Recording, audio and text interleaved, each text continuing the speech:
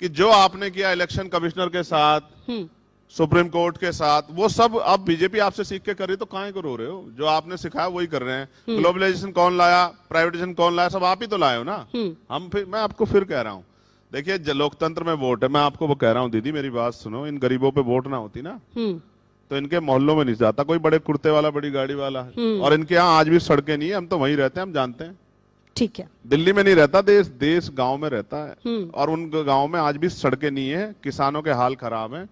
और उन बस्तियों में गाड़ी तब जाती है जब चुनाव आता है, तो चुनाव आजादी के बाद के अगले चुनाव में जाती है। तो सर आप ये मानते हैं कि आजादी के इतने सालों के बाद भी जो लोग हैं उनके पास सिर्फ सबसे बड़ी ताकत उनका वोट है? हाँ, वोट है। ठीक है सर, उनका वोट है। और ये वोटिंग राइट जब तक है, SIR करा लो या कुछ, मैं आपके माध्यम से कह रहा हूँ सरकार को, जी कितने ही तंत्र लगा लो, बाबा साहब अम्बेडकर के 4-4 बच्चों को कुर्बानी से मिला वोट है ये। 3% लोग वोट करते थे। मैं 1 मिनट ले लूं आपकी? बिल्कुल सर, ले लूं भाई? अरे सर बिल्कुल बिल्कुल आप ले लीजिए। 3% लोग वोट करते थे 1919 तक। फिर चेम्सफोर्ड सुधार समिति बनी, मॉन्टेगन चेम्सफोर्ड।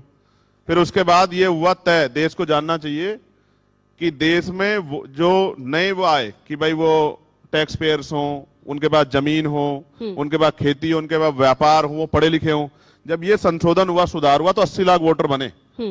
और 80 लाख वोटर महिलाएं नहीं थी, सारे पुरुष थे। और पुरुष भी स्वर्ण जाति के, और वो भी संपन्न, गरीब स्वर्ण भी नहीं था। कोई महिला थी किसी जाति धर्म की, कोई पुरुष नहीं था, वो भी संपन्न स्वर्ण जाति के लोग वोटर थे। बाबा साहब अम्बेडकर ने बहिष्कार हितकारिणी महासभा से मेमोरेंडम दिया, साइमन कमीशन को रिपोर्ट किया, गोलमेज कॉन्फ्रेंस में अपनी बात रखी, तब जाके इस देश के आखिरी व्यक्ति को वोट का अधिकार मिला। ये डॉक्टर बाबा साहब अम्बेडकर की देन है जो वोट है, जिसकी वजह से आज चुनाव और सब चीजें हो रही हैं। ये वोट जब तक रहेगा तब तक गरीबों की इज्जत रहेगी। और इस वोट के आधार पर आजाद समाज पार्टी को हम लोग ताकत बना के जब 2027 का चुनाव बीत जाएगा, इसी मंच के माध्यम से बताएंगे कि जनता जिसके साथ खड़ी होती है वही। तो सर 2027 के लिए तैयारी चल रही है पूरी? दीदी पूरी तैयारी है। सारी सीटों पे उम्मीदवार उतारेंगे आप?